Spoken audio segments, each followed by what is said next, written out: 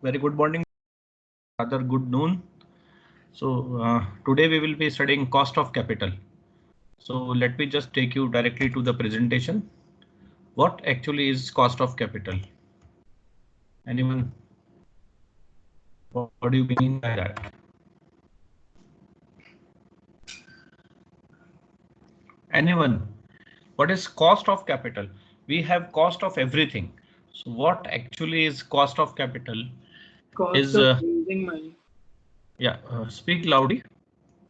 Cost of raising money. Cost of raising money. Who is this? Rishabh. Rishabh. Okay. What else? Anyone else? Anything else? Only cost of raising money? So cost of acquiring the capital. Beta, acquiring the capital and raising money is one and the same thing. Once you have acquired the capital, you have to maintain the capital also. Interest on capital. Yeah, interest on capital you have to pay, but the cost of raising is different from the interest. Interest is something related to the maintenance of capital, and cost of raising is something which is related to, you can say, if we are going in the market and we are suppose we are going for issue of equity shares, then we have to spend a lot of amount on the equity shares. For example, you have to go for a printing of your prospectus, and you have to pay some fee to the registrar of the companies for registration of the company, and then afterwards to register your shares on the stock exchange. There are certain fees which are to be paid to the experts who will be helping you out in coming up with the this type of issue. So these all are cost of raising funds. For sure, it is also a cost of capital, but the cost of capital here also means the maintenance of capital. And here we will be mostly talking of the maintenance of capital only, not the cost of capital. So project cost of capital, you can say what actually it is. A company should invest in project if the value of the firm and the wealth of the shareholder is maximized. Recently, we have studied about the capital budgeting. Capital budgeting comprises of choosing between the subjects, choosing between the projects which a person can do, and what is mostly kept in mind is the cost of the capital. That what will be the cost of capital, which is nothing but the discounting factor you have been using in order to just see the feasibility whether in which project you should invest in. Okay, so that is regarding the, so how this particular discounting rate comes from, because whenever you are expecting some return out of a project, at that time you will be expecting that some there will be some cost associated from with that project which should be covered from the future cash inflows of that project. So there is a rate at which we are calculating the discounting rate. There is a rate which we are considering that this may be the inflation. There is a rate which we are considering that this is risk-free rate of return, or something at which I am already getting some money from the bank. So if I am getting some return from the bank and the same return I am generating from a project or from a company, then I would never like to invest in that company. Why? Because here comes the risk factor. So risk will be more in case you are investing in any of the companies, and rather than keeping the money in the bank. So these all things consolidatedly comprise of what we call is cost of capital, or you can say this is the rate of discount at which we are calculating the NPV or IRR or profitability index in discounted cash flow techniques in capital budgeting decisions. So the company should invest in project if the value of the firm and the wealth of the shareholders is maximized. Right. Next, the fund utilized for the business investment and overall operation of the business can be derived from the different sources like various types of debt available in the market, preference shares, or you can say preferred stock, common equity, and all this. So this is cost of capital is nothing but the, you can say, the weighted average cost of all the capitals involved in the business from where we are raising the fund. Next is your how to optimal financing mix. So there are various sources. Just now we have seen there are debt market is there, preference shares are there which are available, equity shares are there, there may be some bonds which are available, there are some bank loans which are available. So what should be the appropriate mix? So the optimal financing mix of any given firm is ideal financing which maximize the value of the firm and wealth of the shareholders. So what can be a mix? Mix is that how much equity should I take along with how much debt in order to maximize my value of the firm and in order to maximize the wealth of the shareholders. So the value of the firm is the value of its total assets. Value of the assets is measured by the future benefits generated by it. So the future benefits which are generated, we have already studied it in capital budgeting, that there are certain future cash inflows which will be discounted by this particular rate, which is called cost of capital. And accordingly, we just calculate the value of the firm on the basis of the total assets, because it's the assets which is working for the firm and is generating the benefits for the firm. Next is value itself can be defined in the various form. Now, what actually is this value? Means when we are talking of value, value can be the book value, it can be the market value, it can be the liquidated value, it can be the reasonable value or going concern value, whatever. So there are more or less 5 terms in which we are defining the values in accounting and finance. So if we are talking of accounting, there will be book value and going concern value. And if we are talking of the financial management, there will be the marketing, the market value and the fair reasonable value, because when we are considering the accounting, we are considering that that we are either going to liquidate our business or what is the values in the books only. But when we are taking the decisions from the point of view of shareholder and their future, the market value and the future value, or you can say the liquidating value, or you can say the fair reasonable price value, is the most which is concerned for. Next is your cost of capital. What actually is cost of capital? You have just now defined that there is a cost of acquisition of capital and cost of maintaining the capital. So capital is an essential input of production. We all know it very well. And every you can say input of production, or you can say factors of production, have their own cost. And capital is also having its own cost, which normally and in general parlance we say that it is nothing but the interest. Next is capital also bear a cost to the firm. Okay, so because we have already involved the firms of involved the funds of various stakeholders, and there is a cost of it. What is the cost? That they have actually sacrificed their current benefits for the future benefits. So we have to pay some cost to them. So that what is called cost of capital. Under capital expenditure decisions,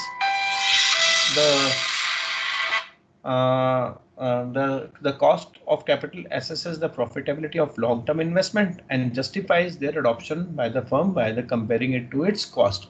Now here, if you see this particular term, that capital assesses the profitability of long-term investment. The profitability of long-term investment we have been doing in our capital budgeting, and we are able to justify it by the firm comparing to its cost, that if the NPV is coming positive, it is worth making investment in that firm.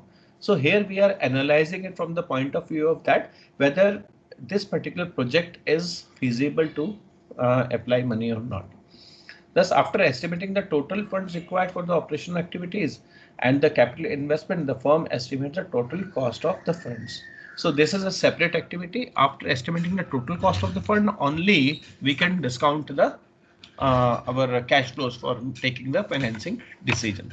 So cost of capital is nothing but a very, very important part of you can say investment decision, and this is also related to financing activity, because without without seeing cost of capital, we will not be able to decide whether we should involve that money or not. Cost of capital is the minimum acceptable rate of return on funds or the capital employed by the company. Why it is minimum acceptable? Because this is the rate which we want our funds to generate in order to service our remaining stakeholders for their capital they have involved. So this is the minimum acceptable rate, or in other sense, if you see that if we have already made a decision to you can say invest in certain funds, and we are having one limit which is called, you can say, IRR.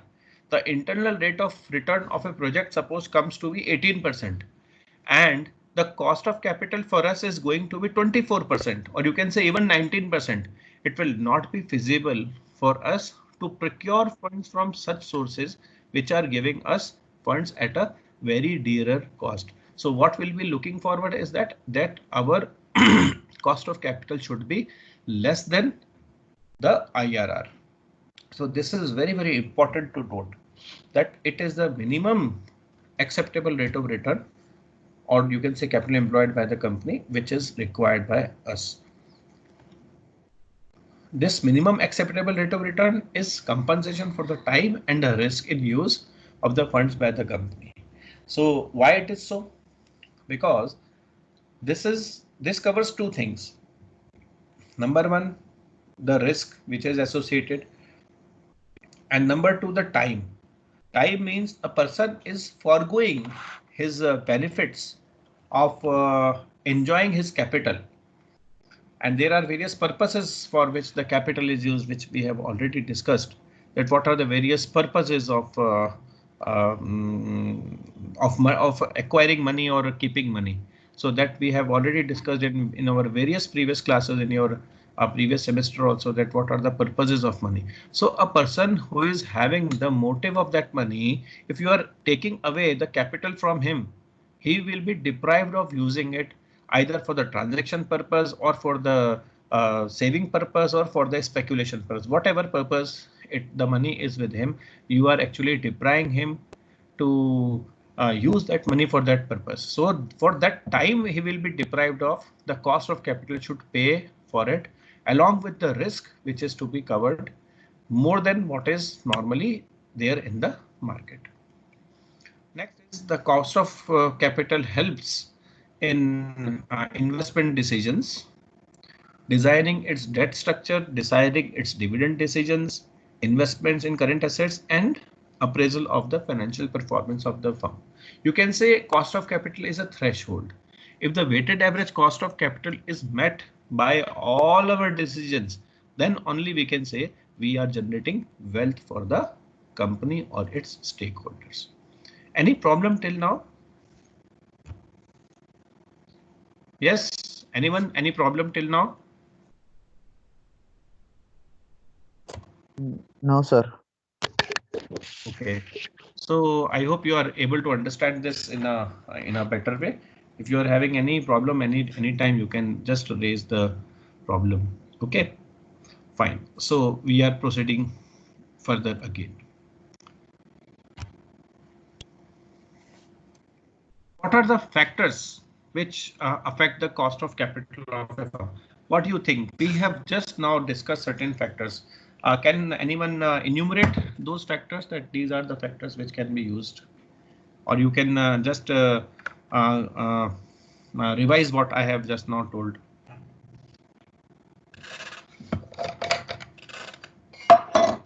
Come on, please, I am asking your opinion. What are the factors we have just now studied?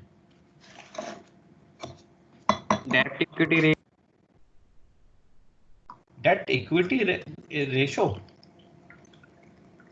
or you can say capital mix. Yes, very good. What else?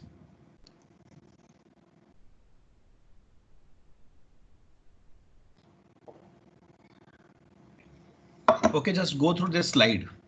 You may find some of the factors over here.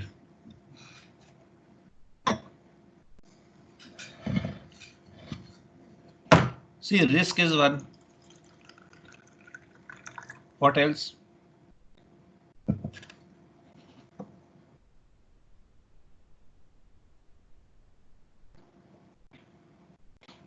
Anyone?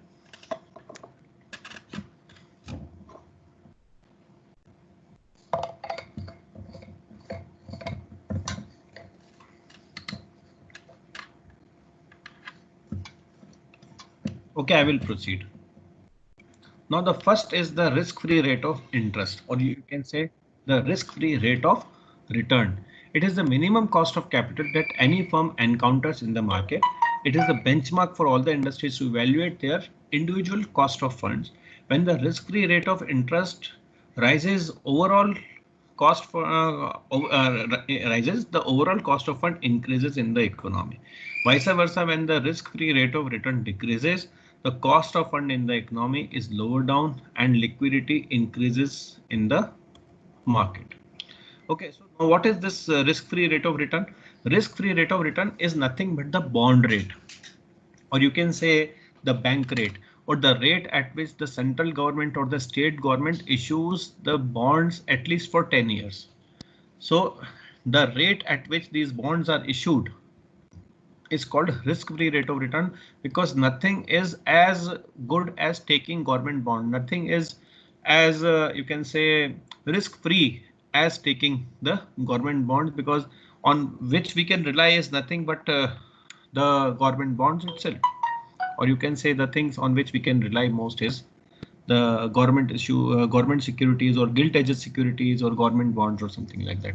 So that risk-free rate of return, because now what cost of capital, if I am an investor, what I will be expecting in order to invest in a firm, that, or you can say this is something which is the rate of banks at which we can put the money in bank for the fixed deposits, for example. So at present this rate is 7.5%. Okay, so at this rate, this is the risk-free rate of return, means the rate of return which is risk-free. So for example, this risk-free rate of return increases to 10%. So what will happen? My expectations will from the firm will also increase, and accordingly the cost of capital of the firm will increase. I hope this is clear. Risk-free interest is governed by the government. Thus, we can state that the cost of funds in any economy where risk-free rate of interest is regulated by the government depends on the government policies and the government principles. Next is your business risk. Now, this is some risk-free rate of return, you can say, is something related to which is external, which is not in our hand. And further, again, the business risk is also not in our hand, but it is in the hand of the industry. If the business risk to which the firm is exposed to also play an important role in designing its cost of capital. If the business risk is high, the cost of capital increases, and if the business risk is low, the cost of capital will be less. Suppose, for example, I want to do a business which you can say is regarding this sugarcane. Okay, now what will happen? Sugarcane business is more risky, or a business of investing in the stock market is more risky? For sure, the sugarcane business is less risky than the stock market one. So a person who is more would like to play with his own money, would like to invest everything in the stock market. Now you can see at this current time of COVID-19, the stock market is not doing well, so it has gone down. So in the recent past, those who have invested at that time in the expectation of return have lost their money now. But those who are taking this as an opportunity will be putting their money now, will be expecting more return in the future. So at present, the market is very low. The shares are available at never before prices. And when the COVID-19 will go, the stock market will start increasing, and accordingly the prices of the shares will also increase. It is just expected that it may increase, and then those who will be putting the money now will gain benefit in the near future. So it totally depends on your attitude at that time, that what type of things you want. Now business risk, if you consider this as a business, so this is a very risky business. At the same time, the things related to commodity, or you can say a kirana shop, is having you can say the rate of return is not that much fluctuating, and that's why the risk is also not that much fluctuating. Next is your financial risk. Financial risk is the risk of the debt financing. Higher the proportion of debt in the firm's capital structure, higher is the financial risk. As the financial risk increases, the bankruptcy risk also increases for the firm. Higher the bankruptcy or insolvency risk of the enterprise, higher is the cost of capital. Now what happens? We were talking about the debt and equity mix. So here comes your debt and equity mix, because if you involve more debt, your funds will be at higher risk. That what will happen if the firm is not able to pay its debt, then what will happen? It will go in bankruptcy or insolvency.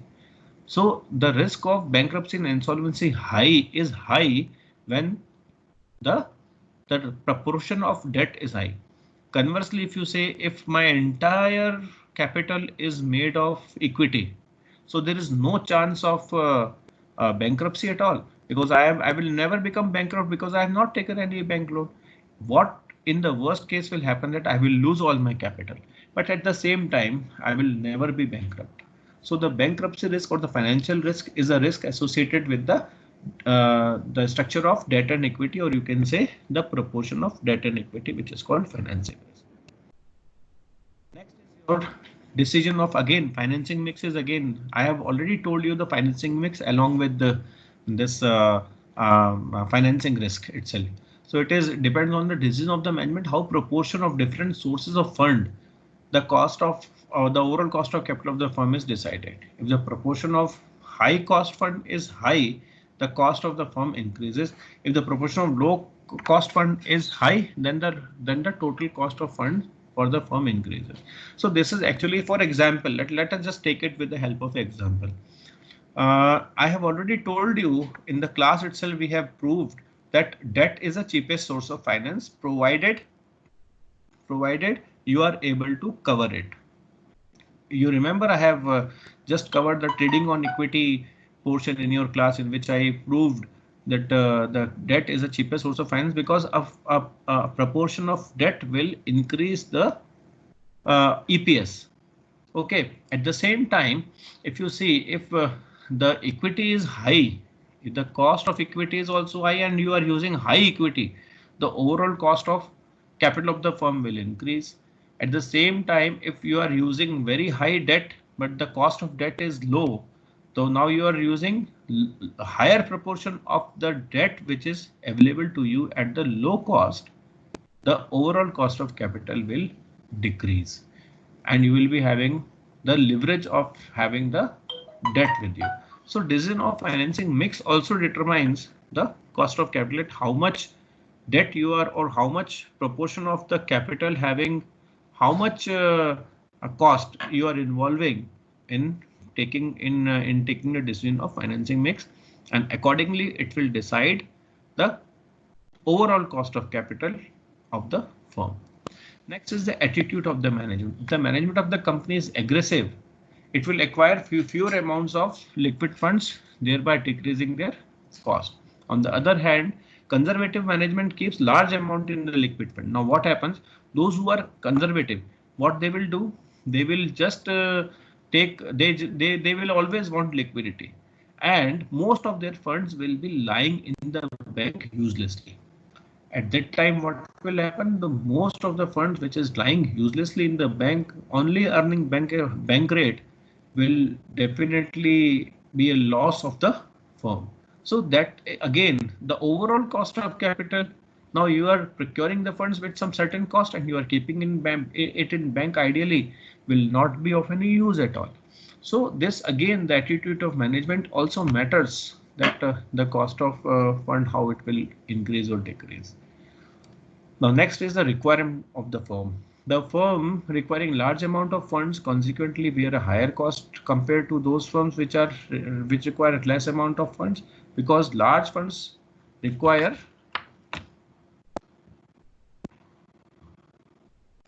you can say, because large fund requirement leads to heavy external borrowing of the funds, because you need large funds and now you need the external borrowing. So suppose, for example, I am having a small business. The business is of value not more than, you can say, 10 lakhs. So the funds requirement for me will also be very, very less. At the same time, I am running a business, or I am planning to run a business which is of 600 crores or 1000 crores.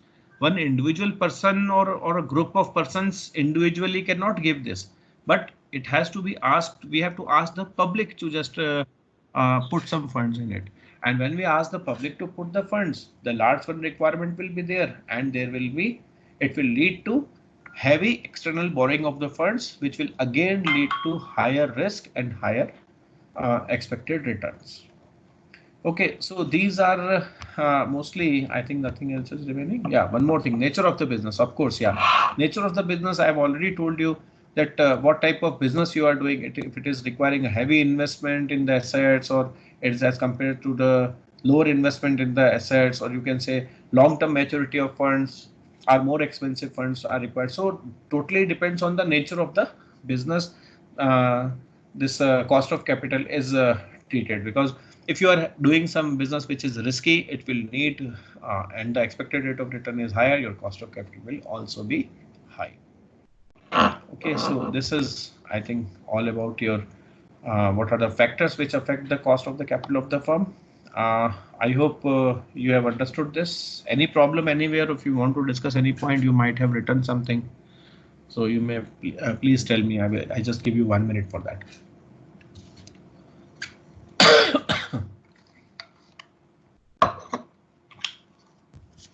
Anyone would like to share anything, or you can ask me anything regarding whatsoever we have studied till now. You are welcome.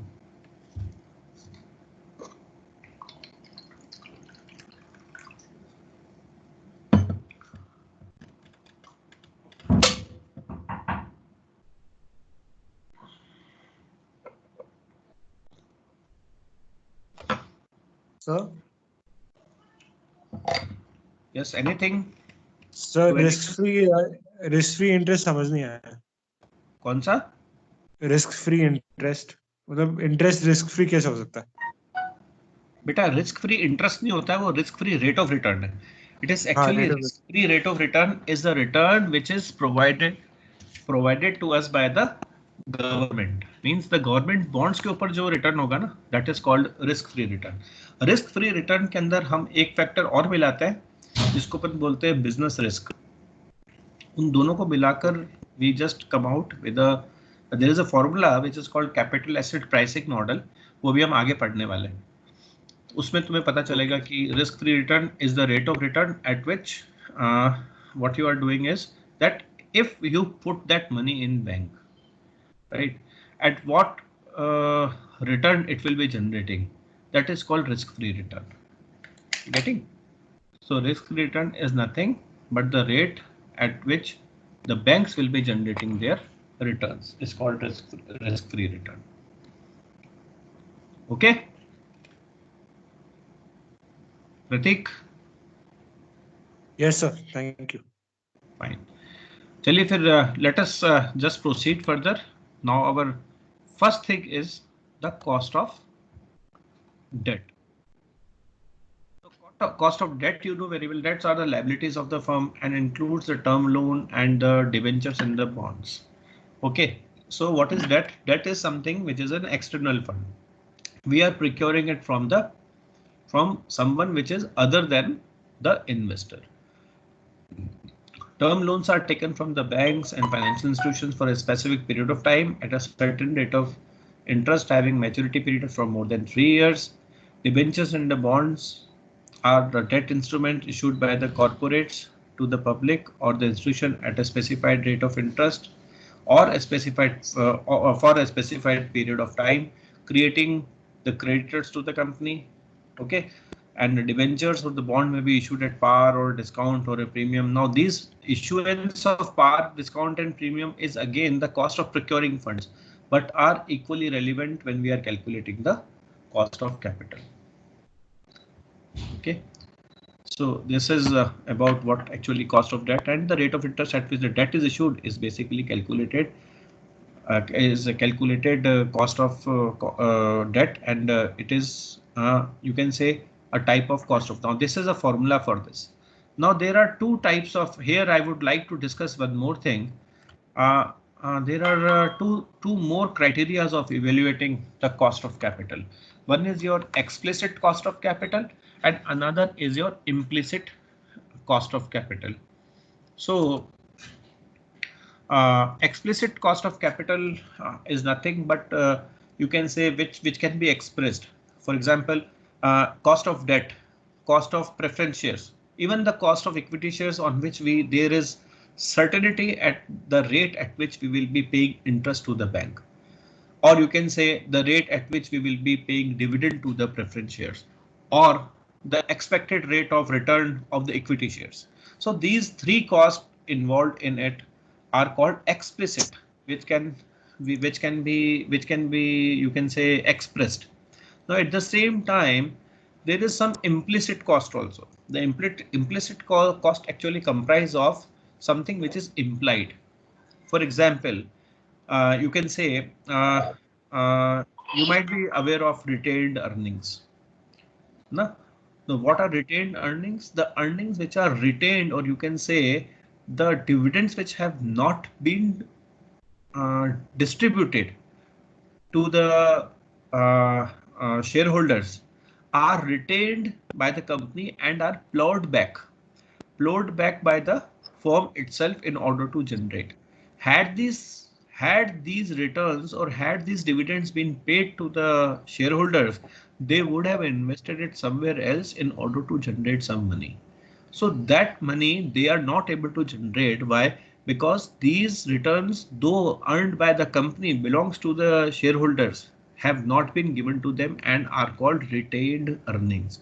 So there is some cost which is involved in retained earnings, or you can say there is some cost which at which the earnings which are retained by the company is expected to generate. So that cost which otherwise we would have paid to the shareholders is generated by this retained earnings is called implicit cost, or you can say opportunity cost. I hope I am able to make you clear about what is implicit and explicit cost, because if you see your this particular PDF of your, where is the PDF? Has it been opened or not? Okay, Purva has shared a PDF with you. You can see it over there, that what is explicit and what is implicit. It is given over there very clearly. So now I'm just again going back to my presentation. Okay, so the explicit cost of debt, that is KB, or you can say KD. Sometimes it is written KB, sometimes it is KD. So you may write KB or KD, whatever. So KB is the discount rate at which equates the present value of the cash flows to the creditors or the suppliers of the debt with the current market price of the new debt issued. Or KB can be solved by the help of the following formula. Now here this is a formula which is given for the KD or KB, whatever. So PO is the market price, present market price, and it will be calculated as summation of interest paid, or you can say plus the payment of the principal divided by 1 plus KB, that is the cost, because this is nothing but, you can say, if you just split this formula, you will find it that the payment of interest and the payment of principal is discounted by the cost of debt raised to power t, right? And multiply by t is here time is given from year 1 to year n, for whatever time period the amount is taken or amount is invested, and P0 is the current market price, or you can say the current market price of the debt can be calculated according to this formula. Okay, so this is one formula which actually tells you how to calculate the debt. Further, next, after tax cost of debt, it is denoted by KD. Now here they have taken KB as a before tax and KD as a after tax, and the equation can be KD is equal to KB 1 minus T. So it is very simple, just after tax you are taking it, where KB is before tax cost of capital and KD is after tax cost of capital. Before tax cost of debt actually represents by KB can be determined by simply considering the interest payable as follows. It's very simple, interest divided by principal. So on what principal you are giving what interest? It is nothing but the rate at which, if you can multiply it by 100, you will get it in percentage. So this is a very simple formula, and after calculating this, if you will do 1 minus t, the thing which will be generated for it will be KD, because it is after tax. So if interest divided by principal 1 minus t will be your cost of debt after the. Now let us just consider this particular example, illustration number 1.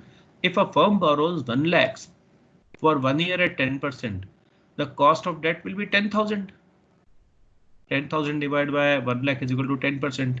Now, after tax cost of debt, that is the KD, is calculated by adjusting the before tax cost for the tax rate M, tax rate M applicable.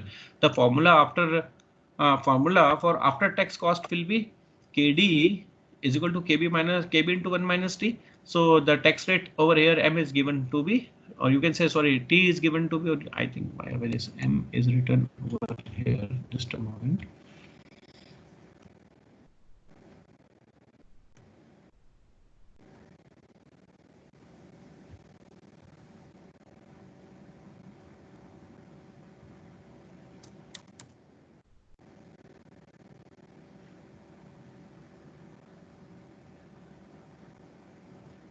Fine.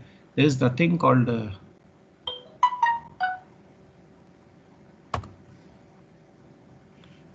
hope it's visible. So I have deleted that M. It was actually getting me also confused. Okay. So here it will be 1 minus T. 1 minus T is a tax rate. So after tax rate, it will come to be 12 per 6% if the rate is 12. Oh. In 10% case, if 50% is tax rate, it will come to be 5%. So for example, the before tax cost of debt is 12%, the tax rate is 50%. So what will be the after tax? It will be 6%. Hope it is okay. Is this visible to you? Is it visible? No, sir. No. Now? Yes, sir. Fine.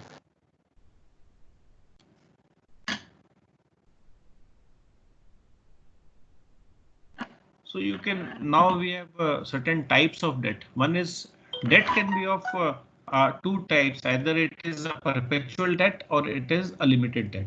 Perpetual debt is a debt that has no maturity value.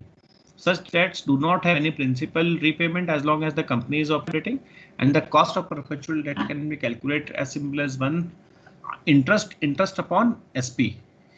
Okay, where I is the interest payments and SP is the sale proceeds of the debt. Sale proceeds here means the rate at which the debenture is saleable in the market. If it is what perpetual debt, because you need not to repay your principal amount, and only interest is to be paid forever. Okay. Time redeemable debt, or you can say the normal debt, is something which you have to pay after a certain period of time at its maturity. So it has a maturity value. These debts are issued for a specific period, and the cost of redeemable debt can be calculated as KB is equal to IT, and this formula is given to you. Now if you see this formula is nothing. The KB is before tax and KD is after tax. So we will consider KD because mostly we will be considering this after tax only. So if you see this over here, this interest 1 minus T is nothing but the interest. Now if you split this formula into two parts, one part is, can you see my cursor? Hello? Yes, sir. Can you see Yes, my sir. cursor? Okay, so this portion of interest, this is the maintenance cost. And here this portion of the interest is the acquisition cost. Now M is the par value, PB is the debt issue price, divided by N is the number of years. Because I have already told you that both the cost, which is the maintenance, as well as the acquisition cost, are to be considered, and these are to be considered, and this is M plus PB is the average of the funds employed. So if you see the previous you can say this is nothing but the sale proceeds. Here the denominator is sale proceeds, means the total amount which we have acquired, on which we are now getting the interest. Now here this is nothing but the total amount, but this is what? This is the average amount which is invested. Interest plus this amount also we have to arrange. For example, I have sold the debenture of 100 rupees for suppose rupees 80. So this 20 rupees for suppose 5 years, 20 rupees for 5 years every year along with the interest, this 4 rupees will be on my head that I have to pay this also, or I have to arrange for this also, because at the time when I'll be redeeming, I have to pay 100 rupees to my debentures from whom I have taken only 80 rupees. Further, this interest will be also on 100 rupees, not on 80 rupees. But actually, which what I have got is 80 rupees with me. So for me or for the company, the cost or the proceeds are 80 rupees. Okay, and the interest and the money to be paid is the numerator, which is now we will understand it with the help of the examples in the in the next coming. So I hope you are able, or can you please write this formula somewhere so that you will be able to do some questions, so you'll be able to understand some questions, or we will be having that formula again over there. No need to write even. So let us just consider this illustration. A Limited issues a non-convertible. Okay, you can just read out yourself this. I will take some water meanwhile.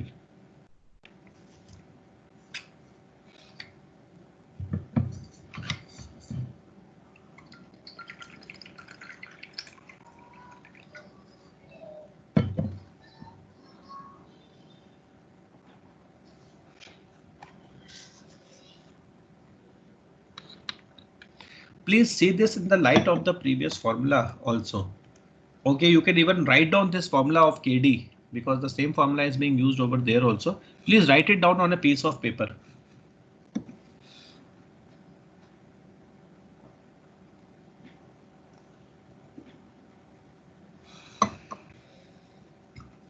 Or even you can take a photograph from your mobile and you can keep it separately while you will be doing the question.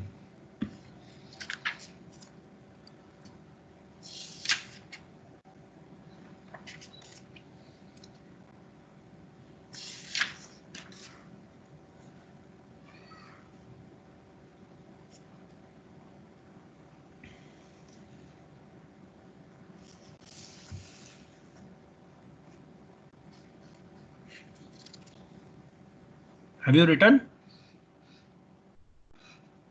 Please answer.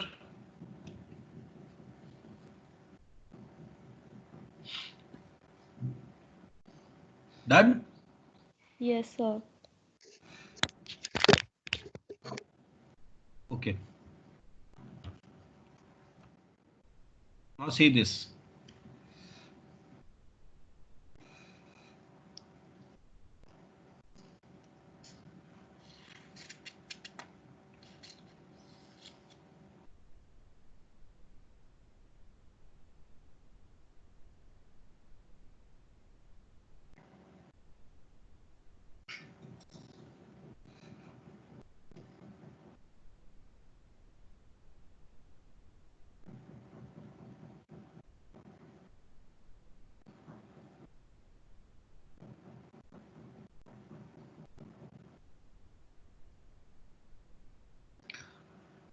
Now just understand this. See, A Limited has issued a non-convertible debentures of rupees 400 lakhs. Each debenture is of value 100 rupees on which rate of interest is 14%. So what will be the interest? 14 rupees 14 will be the rate of interest, and after tax which will be 1 minus 0.5, or you can say 7 rupees. Okay, now this particular debt of rupees, or you can say debenture of rupees 100, there is some mistake. 10.5 nahi beta, ye 105 hai. Please just consider it 105, not 10.5. Now we have actually issued it at a premium of 5%. So the issue price is now 105 because we have issued it at a premium of 5%. And if A has realized 97 rupees per debenture, why 97 rupees? Because 3 rupees might be the cost of issue. So the things which are coming to us is rupees 97. So 105 minus 97, again this much of amount we have to arrange in 10 years.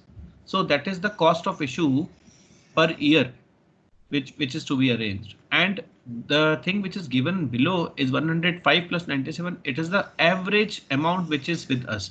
So it is coming to be 7.7%. I hope you are able to see this and understand this. Any question?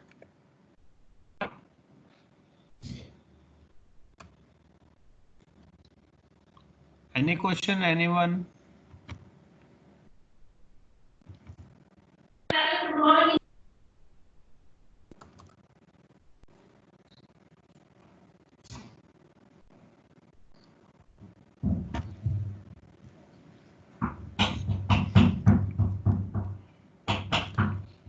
Okay, now I am just showing your book pages to you. Now you can go on in your books, you can go on page number 322. Page number 322. This is 300. This all things are given over here. What are the factors affecting which we have just now studied? Okay, the concept of cost of capital, the factors and all, everything is given. Here also implicit and explicit cost is given. You can read that too, right? So these are the various factors which are given over here. Risk-free rate of interest, other consideration and all. See, here it is, this implicit and explicit cost. You can study it from here if you want further clarification about it. Now we are seeing this cost of long-term debt. We have just now studied about what about this I upon B here. Some notations will be different, but don't worry. The formula is exactly the same. See this formula over here on the right hand side of your page number 322. Here, can you see this? I hope you can see my cursor. This is same over here. Again, an example is given for this. So we will consider that example. This example number 10.1 is given as it is as similar as what we have just now discussed. So this is given over here and this is a solution. Please go through this and then we will proceed further.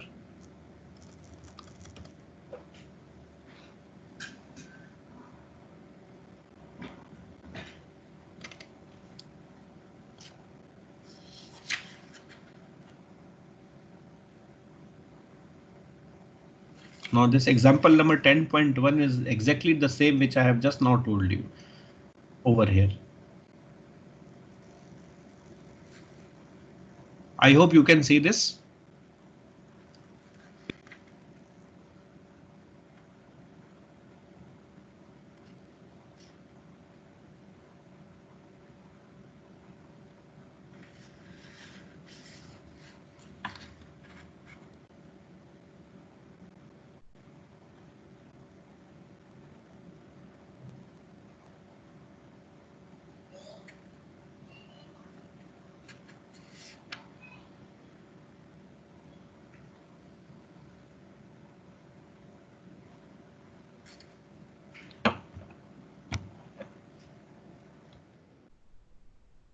I hope it is fine with you.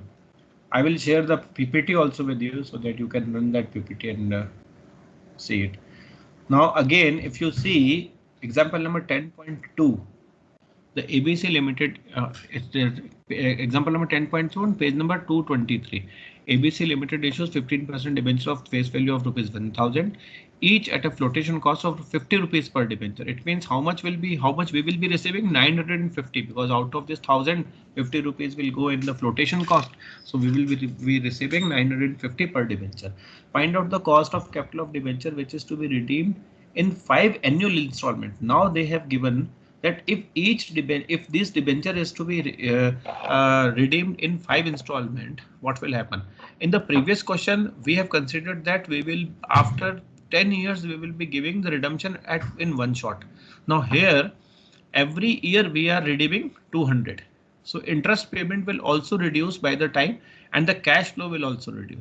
So this particular thing is given, and tax rate is given to be 30%. In this situation, 950 is the cost which we have taken, and is to be amortized in the installment of 200 per year. The interest is 15% will be payable only on the reduced balances. So on the reduced balances only, the interest payment will be done, and the repayment is to be done at 200. You can say the per debenture in 5 years. So in 5 years, all 1,000 will be paid. So the cash outflow accordingly is calculated, and this 950 is again discounted for a certain period of time. And you have to again come up with that if 12% is the rate, how much will be the repayment is given. Now here they have given, now actually they are calculating the actual cost of capital. Now what if 200 rupees is repaid in 5 years and the 15% is the rate of debenture. Now 15% being the rate of debenture, it will not come exactly 15% because every year we are repaying it. So it will come somewhere around 12 to 15. So there is an interpolation which they have done, and accordingly the rate is coming to be 12.71% after the interpolation. Okay, now this is the complete reason is being explained in this paragraph over here, and accordingly you can also calculate that if the repayment is to be done every year, what will be the effective rate. So these all can be done easily by using your Excel. And further, if there is a conversion, what will happen? Abhi just now we have studied about if the debentures are non-convertible. What if the debentures are convertible? How will you calculate the cost of convertible debentures? So formula is almost the same. Just what you have to do is you have to consider the repayment, or you can say the redemption value, or you can say the conversion value. So redemption value will be nothing but the conversion value at that time, at what rate it will be converted. It is being adjusted by that, and you will get this conversion rate also, that how the conversion will be done. So this is just explained over here. Okay, so I hope this is sufficient for today, because tomorrow we will continuing this with the cost of preference shares and the cost of equity we will try to cover. Any problem till now? So we have explained 2 illustrations, or you can say 2 examples, and meanwhile you should also do some of the graded illustrations. So I am just telling you which illustration you should do in order to practice this.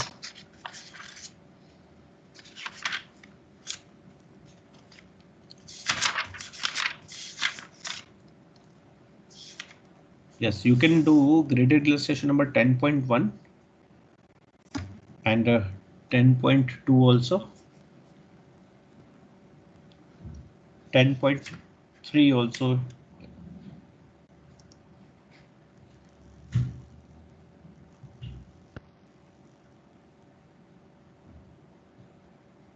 Yeah, up till 10.3 you can do. 10.4 is regarding weighted average cost. That also you can just go through, but I will explain it further after teaching you this cost of debt, cost of equity.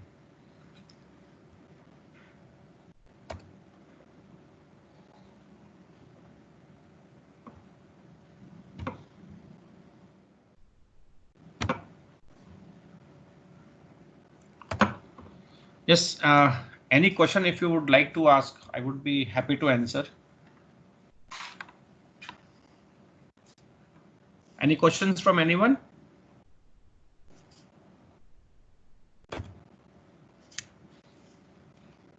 Aditya Mani, Sanchit, Afzal Amir, any question? Riya Agarwal. Yes, Riya, any question? At least please speak yes, sir. Or otherwise I will assume here that you have put your things, this mobile on and you are doing something else. Aditya Mani.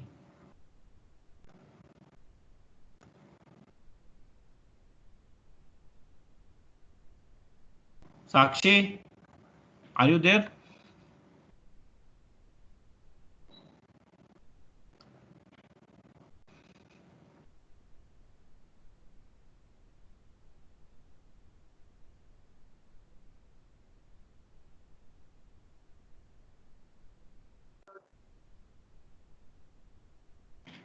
Gurujit. Yes, sir. Okay, any problem, Gurujit? No, sir. Prateek, Yes, sir. anything you would like to ask? No, sir. Fine. So Can anyone take a screenshot of the people who are present, or I think that will be recorded in logs also. Anyways, so I'm just signing it off. Okay, stopping the recording for today and ending the meeting. So tomorrow again we will meet at same time at 12 o'clock. Hope it will be fine with all of you. Yes, sir. Fine. Okay, sir. Right. Okay. Thank you. Bye. Thank Have a you. nice. Thank you, sir. Thank you, sir. Yeah, welcome.